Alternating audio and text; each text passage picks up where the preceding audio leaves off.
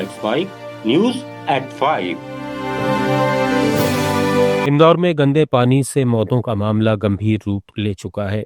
मध्य प्रदेश सरकार ने हाईकोर्ट में स्टेटस रिपोर्ट पेश की है, जिसमें केवल 4 मौतों की बात कही गई है, जबकि अब तक 15 लोग 5 महीने के मासूम से लेकर बुजुर्ग तक इस हादसे में मारे जा चुके हैं। एमजीएम मेडिकल कॉलेज की लैब रिपोर्ट में पानी में सीवेज मिलने की पुष्टि हो चुकी है। मंत्री कैलाश विजयवर्गीय, सांसद शंकर लालवानी और सीएमएचओ डॉक्टर माधव हसानी भी लीकेज और दूषित पानी की बात कह चुके हैं। भागीरथपुरा में अब भी 201 लोग अस्पताल में भर्ती हैं। राष्ट्रीय मानवाधिकार आयोग ने मुख्य सचिव से 2 सप्ताह में विस्तृत रिपोर्ट मांगी है। हाईकोर्ट ने जनहित याचिका की अगली सुनवाई 6 जनवरी को तय की है। भोपाल में यूथ कांग्रेस ने मंत्री विजयवर्गीय के खिलाफ विरोध प्रदर्शन करते हुए उनका कटआउट गंदे पानी में डुबो दिया।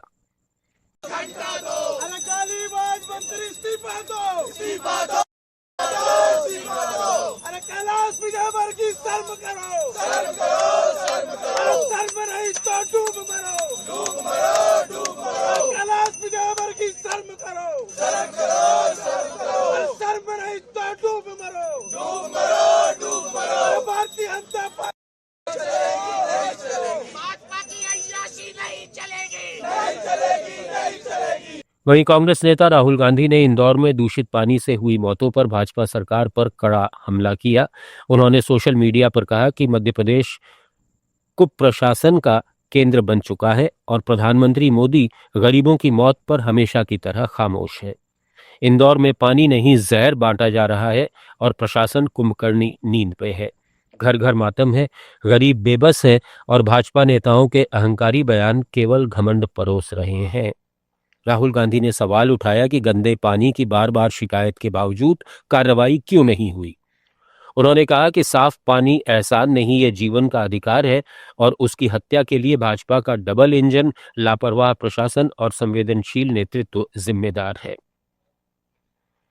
कांग्रेस नेता जयराम रमेश ने कहा कि पिछले कई सालों से इंदौर को स्वच्छ पुरस्कार दिया जा रहा है, लेकिन 2-3 दिनों में क्या हुआ, प्रदूषित पानी पीने के कारण कई लोगों की दुर्भाग्यपूर्ण मौतें हुई। विदेश मंत्री एस जयशंकर ने पड़ोसी देशों के साथ भारत के संबंधों और वैश्विक मुद्दों पर खुलकर अपनी बात रखी है। पाकिस्तान की ओर इशारा करते हुए उन्होंने स्पष्ट कहा कि यदि कोई देश आतंकवाद को अपनी नीति का हिस्सा बनाए रखता है तो भारत को अपने नागरिकों की सुरक्षा के लिए कार्रवाई करने का पूरा अधिकार है और ये फैसला केवल भारत ही लेगा।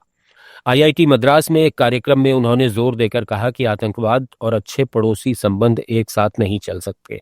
न ही कोई देश आतंकवाद जारी रखते हुए जल बंटवारे जैसे समझौतों का लाभ ले सकता है। बांग्लादेश की हालिया अस्थिरता पर जयशंकर ने बताया कि भारत अपने पड़ोसियों के प्रति स्वाभाविक रूप से सहयोगी है।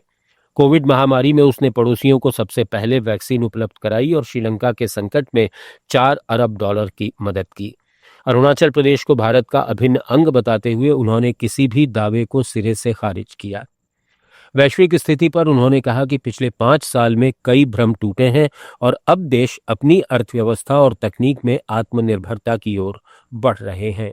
Came from outside India so that the product could be made in India, and we had a moral obligation. Not all countries at that time necessarily fulfilled it, so the bottom line I would say is, don't think of it as home and abroad.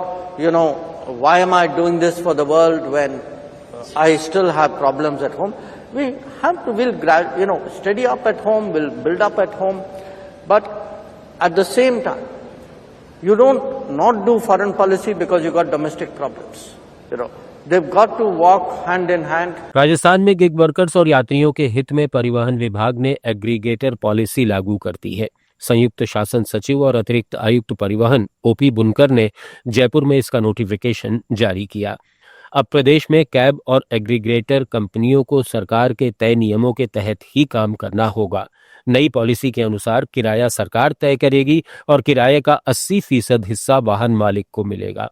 बिना उचित कारण यात्रा रद्द करने पर driver या यात्री पर 100 रुपए तक जुर्माना लगेगा। यात्रियों की सुरक्षा के लिए 24/7 कंट्रोल रूम और कॉल सेंटर अनिवार्य होगा। पैनिक अलर्ट सीधे पुलिस तक पहुंचेगा। न्यूज़ एट 5 में फिलहाल इतना ही। जुड़े रहिए लेट्स माइक के साथ।